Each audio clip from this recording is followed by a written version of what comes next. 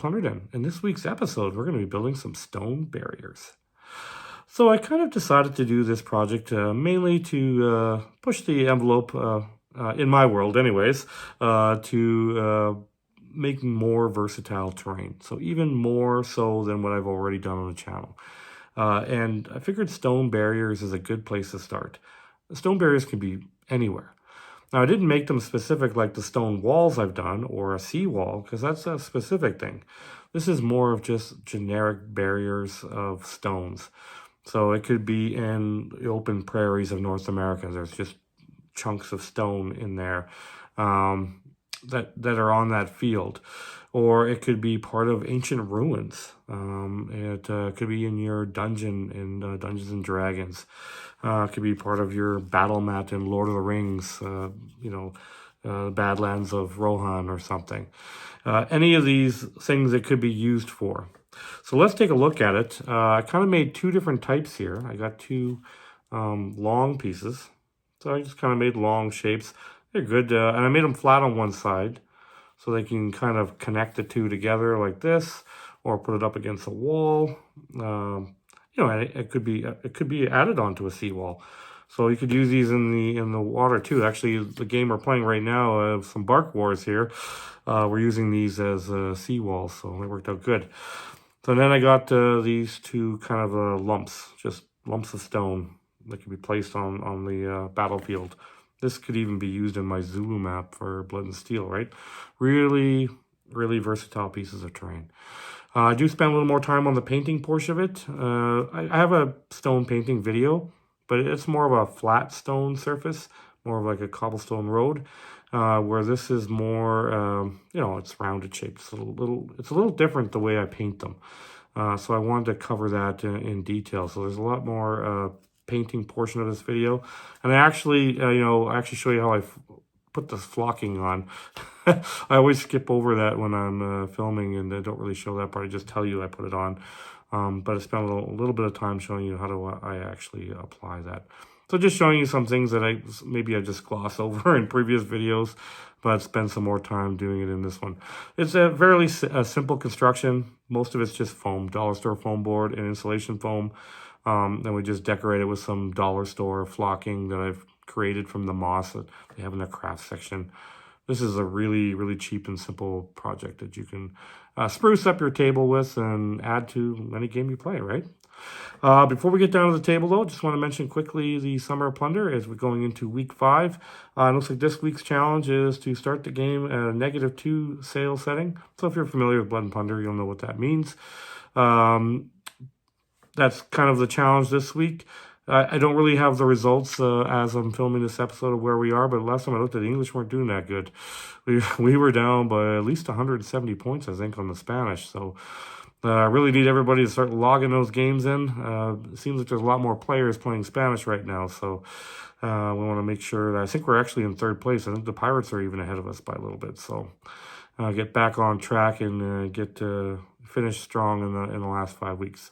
Anyways, if you're interested in the Summer of Plunder, head on over to the Blood and Pigment page or the Firelock Games main page. I'll put the links to their down in the description below, so you can click over there if you're interested in getting involved in the Summer of Plunder. You can win some amazing prizes in there. And it's just worth taking a look at it. All right, so that's that aside. Let's get down to the table. But before we do that, just have to ask you guys, if you guys like what we're doing here in the Plunder Den, make sure you smash that like button and consider subscribing to the Plunder Den and get first-hand information when we start these kind of projects. Everyone, let's get down to the table and let's start painting and let's start crafting.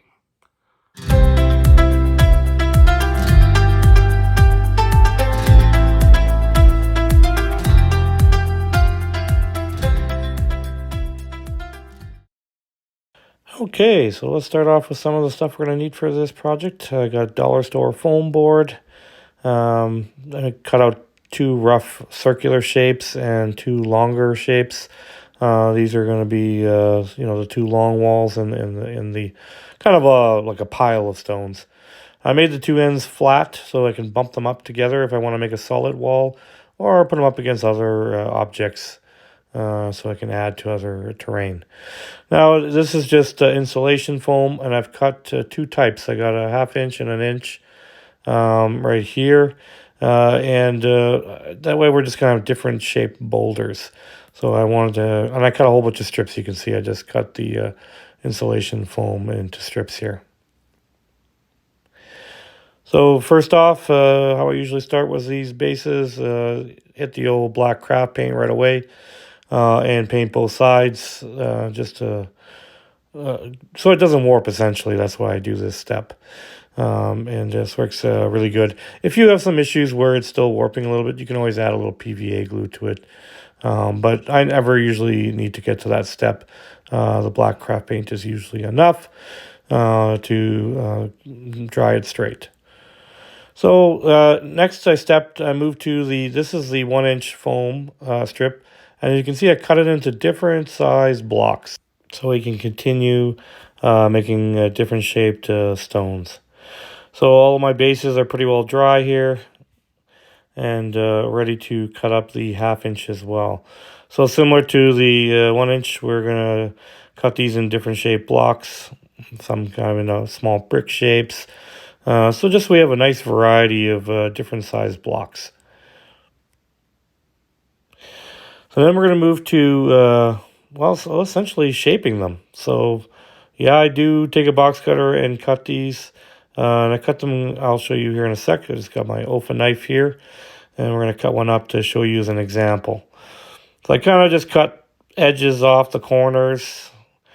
And you don't have to be perfect, because once we tumble them into the coffee tin with the rocks, that'll smooth out the edges. So really you're just trying to get it to be more of a round shape than obviously the square blocks that we cut it in. We want to get it into those kind of a round shape. So that's what we're doing here. And I even, do a little slash on the bottom. Just whatever I can do to make it look more like a round stone. So we're going to do that with all these stones, including most of the small ones. It took me about 45 minutes. I just played some music on my headphones. I just went to town and cut these up. The bigger stones didn't take as long. They're easier to manage than the mid-sized stones here. But those are your 1/2 inch. These are your your 1 inch. And you can see that there's quite a big difference between them. And then I kind of made some that are just a little more like a brick shape. And I left some really small ones. So now we got 3 different, essentially, sizes to add to our piles of bricks. So, and now we're going to move to tumbling them into this coffee tin with some rocks. So I just grabbed piles of them. Actually, I think it just took me 3 shakes to 4 shakes, I think, to get them all shooken up at the same time. You can only put so many in the tin at the same time. And I shook them up for about 4 minutes. And that'll smooth out some of those edges that we got, those sharp edges we got on here. So this is after I've cut them. And now I'm just separating them from the stones. Usually I just dump the coffee tin afterwards into another pile, like a paper plate here. And then I separate the foam from the stone. If I can't tell the difference sometimes at a quick glance, then I know we've tumbled them enough. And they're in good shape. But you can still see there's a bit of an angle on some of the larger ones and a little bit on the small ones. So to combat the bigger ones, I'm just going to get my tinfoil ball here. And this is a good way to add a little bit more texture. Even though they have some from the stones, you can see there's some texture on it already. I'm going to smooth it out even further. And I'm going to spend time on the big ones only with the tinfoil ball. We're not going to do all the little ones like this. We're going to do them after we glue them all together. So I'm just showing you what I do here. And I'm just kind of hitting where the edges are. You can see that there's still some edges there. And I'm adding some texture to it, which will really pay dividends when we start to paint all this. All those grooves in there will look great when we paint it up and give it a authentic stone look. So this is after I've done all the tinfoil on those bigger stones. You can see they have a nice texture to them. And they're ready to be glued on to the bases. And like I said, we're going to do the smaller ones once the glue is dried and they're all on there. So kind of how I start this, I use the white tacky glue as my go-to for sticking foam together. And I start with the bigger stones and kind of put them in the middle. It's kind of like my stone walls where I do a dollar store foam board center core. In this case, I use the larger stones in the center, and then I kind of put the medium size ones on, and then we work ourselves right to the smallest size. And that way you got a nice variety of stones. And it looks like they've kind of fallen apart over time. Your bigger stones would be in the core. And I'm just showing you working right to the small stones. So we're going to arrange those on all 4 of these bases in a similar pattern. The same thing with the round ones. I'll just stick them in the middle and go around. I'm just telling you I'm doing 2 of the both types. So this is after I've added the big stones on her. So I've already used white glue and glued them on. I just want to show you how many I put on there. And now we're going to tackle the mid-size stones here and start gluing them on. I actually just happened to cut the exact right amount. I kind of just eyeballed it, but you can always go back and cut more if you need it. So now that I've added all the mid-size ones on there, we've added some small ones on there. You can see everything's stuck on there real good. I've let it dry. I let it dry overnight, actually, because I want it to be pretty solid before I start hitting that tinfoil ball onto it. And this is how we're going to get all those medium stones. Now that they're all clumped together, it's easier to put texture in the medium-sized ones, and much faster, too. So then we hit our old full art craft paint, black, and we are going to cover all these stones and give it a good base coat.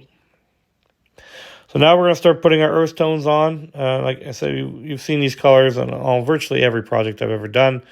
We're going to spend a little time going over the painting process. I usually gloss over this, so I figured in this particular episode, we're going to spend some time watching the techniques I use. So I kind of got a bigger paintbrush right now, cover a bigger area. There's not as much detail on this. This is just your base undertone. It's a real brown folk art multi-surface craft paint that I'm using. And every layer I add on adds strengths to these pieces. Craft paint in general gets hardened and helps protect the foam.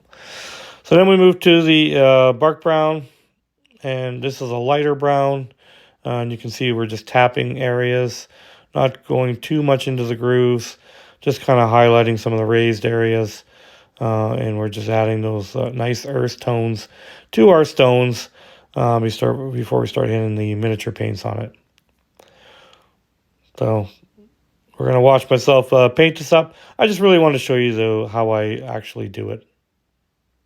And when I'm satisfied there's enough of the brown around it, then I feel like we're good to go. I'm just showing you, I've been painting the bottom at the same time, just because I like to have the bonus finish too. So that's Pablo. You see me use that on this channel a lot. That's kind of your really bright orange color, but it makes for good mud on the bottom and really highlights the piece. It gives you multicolored rocks and stuff, and that's what we're going for. So I'm going to add this onto all our pieces. Now you can see I'm only focusing on the one piece. It's just a lot easier. I wasn't going to show you painting the same techniques on all the pieces. I'm using the same technique on all 4. I just figured we'll get one of the smaller ones, and that way I can keep it in the camera here, and you guys can see how I actually apply the paint. I know I got to sped up a little bit, but I think you get the idea of how I apply it. This is really just kind of pushing the paint around. It's not even dry brushing, because it's kind of like a dry brush, but the brush is pretty wet here. We got a lot of paint on it still. So then we're moving to camel, which is my go-to craft paint color for the stone. You can see I said no to the bottom base, because that's essentially mud. And now we're just going to, I've moved to a smaller, finer brush. And these are not my best brushes, but this is what I use for terrain. I don't use my best brushes for that. I just use my rough brushes, because I'm pretty rough when I'm actually painting my terrain, as you can see. Even though it's fast forward, you can see that I'm pretty rough on it. Oh, knocked over my camel paint there. But anyways, you can see I'm just pushing it around. We'll just have to say those stones are a little bit lighter over there. That's fine. I'm going to be adding some washes and other stuff over top, so it's not a big deal. So actually, the orange Pablo right now looks kind of like rust on there. I was thinking if you were ever to make a moon or like a Marscape, I think that would be fantastic. Just have the rocks and just put a little bit of orange Pablo on it. and you got kind of a rust to your stones. That might be something for a future project, for a sci-fi project. But anyways, I want these to be a normal stone color, so I moved on to putting camel all over it. So you can see we got some of the undertones underneath, which really sells that stone look. All the divots and stuff have the dark brown and black to it still. So now we're moving to the Army Painter paint line. This is yellow paint. This is desert yellow. And I like to add a little bit of yellow color to the stones through this. Now again, if you were going to do this as a desert terrain, I wouldn't go any farther than just the yellow. Just add the yellow on here, and you get a nice desert tone to it. Maybe you're doing an Egyptian map or something else in the Sahara Desert. You got other options on there. That's why these pile stones, just with a bit of a change in color, you can really get it to look like a different part of the world, really. So that's after I've added the yellow. You can see we've got some nice different variations of colors, but it's a little bright. So we're going to move to the skeleton bone as the next color that I like to use for my undertones on stone. I'm using that same flat brush. It's kind of beat up, as you can see, but it's good for doing this stonework. And I'm just tapping certain areas, not hitting it all, keeping some of the undertones underneath, and just going through there. And I'm like taking some of the bright yellow spots off, as you can see. I like the yellow being an undertone, but I don't like being the main highlight. We're not doing light effects on this one. This is just plain old stone. We're trying to make this realistic as we possibly can. So we're really putting that skeleton bone on there. I really like skeleton bone. It's a good lighter khaki color. So this is after I've added that. You can see we're really getting a nice stone look. Look at all the different varieties of colors in those stones. Really getting what I'm meant to go out to get here. So this is necrotic flesh. I use this color. It's kind of a greeny, pale green color. And I like to add it to the stonework as well. Mainly because it gives a impression that maybe there's some kind of plant life there. Or there was maybe some moss there or something like that. So I like to add a little bit of this pale green to it. And I'm just going to hit strategic spots. As you can see, as we're moving through the colors, I'm using less and less of the colors because I don't want it to be the primary prominent color on the piece. These are only supposed to be undertones or just highlights on the stones here to imply all the different colors.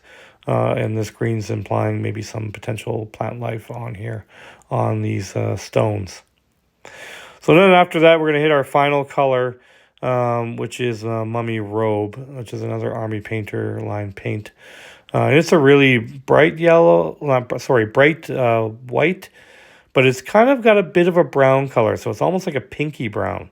So still within the earth tones that we were going through, but really will brighten things up and lighten it up and give us that real good stone look. This is the last color I always use. Just on the stonework. We're going to hit some speed paints here and washes in a minute, but I just want to talk about this is kind of the end of the line for the craft paints and miniature paints, and then we're going to move to, like I said, speed paints and washes to finish off the look.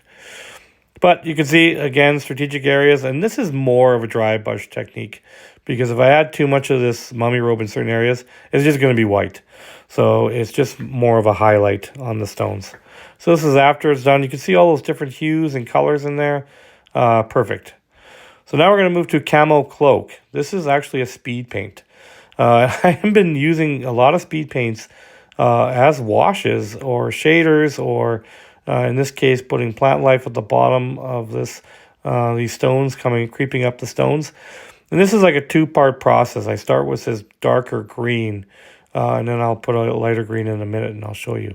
But I really like the way it darkens. And it goes on like shiny, the speed paints, but it dries flat. So it looks like this could be part of a sea, the ocean's hitting it, or maybe it's in a jungle. So really, I love these green tones. And you get really good colors with those speed paints. I like them a lot better than washes. I have to say, I've been starting to move away from washes and moving into these speed paints. So I think I said malignant green. I don't know. I probably messed that up.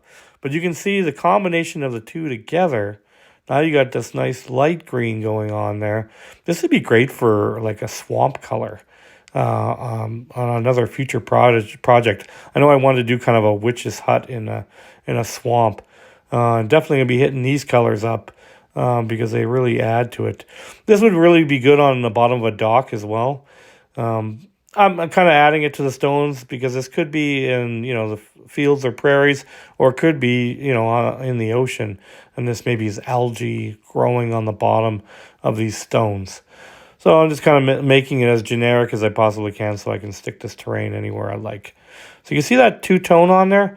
That's really, really good. That's how you would see it. Really has a realistic look to it, like an algae feel. So that's Agrax Earth Shader, and I'm just going to hit some of the areas where the stones, you know, just darken it around where the stones are meeting each other. Just add some shadows and details and kind of highlight more of the stones. See, underneath where the stone is, you're just going to add like a small little shadow. So we're not, I know a lot of people like to just dump the entire bottle on these things, and I only like to hit strategic spots. I don't put the whole bottle on stuff. When you're talking these contrast paints, this is not a miniature, this is terrain, and I just use it to highlight what I want to, but still keep some of the undertones. And they're probably lighter than the speed paints. But again, speed paints are good for things too as well. So anyways, I use a combination of the both to get that effect. So you can see that Agrax Earth Shader, I've really darkened kind of where the stones meet each other. And you get a really authentic looking stone look, which I'm really happy with. So this is the green moss that I get from Dollarama, $1.50. This stuff's fantastic. It's super cheap. You can get it in 3 different colors. There's a more of a tan color and a dark green color. So I picked up a few tufts at Adepticon. You don't have to add this step. You could just use that cheap stuff from the dollar store and it would look fantastic. I just figured I'd add a few more shrubs on there and just add a little bit of more plant life to mine. But you don't need to do that step. So here's the moss in here. Essentially, I just stick it in a tub. I get my old scissors up and I just cut it up. It doesn't take that long. That's one bag that's in there. Yeah, it's taken me like 10 minutes to cut this up. And you get it up to a fairly fine, and it's really good for putting around the bases here. So I'm going to show you how I actually apply this. I always skip this step and I would just, all of a sudden it's already on there. But now I'm going to show you how I actually put it on. And it's a lot different. I'm not using anything to shake it on or anything like that. I'm just going to use my finger and this tacky glue. So I'm just going to take this whole bottle. This is a giant bottle, by the way. This is a jumbo size one. And I'm just going to pour the glue right onto the piece, right where I'm going to put all this moss. And this is the simplest way to do it. I just put a pile of glue on there, and that's what's going to hold this, my homemade flocking here out of this moss in place. But I really like that tone. It really does look like it could be moss in a forest or on seaweed on a shoreline. So I really like this color. So really, all I do is I tap it on. The glue holds it in place, basically. I give it a few taps and get the loose stuff off. But I really use my finger afterwards to push it down. So push it between the rocks and push it flat against the edges.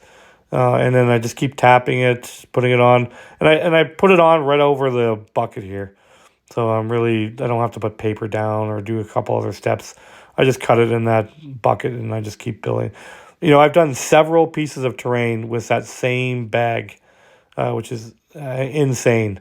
I did that pier, and I mean, with the cost saving you get on that, I really recommend hitting your dollar store. And it's in the craft section, in the hobby section in most dollar stores. So that's after I've done it. I've tapped it a few times. I just wanted to show you a corner of how I apply it. Then I do all my pieces the same way.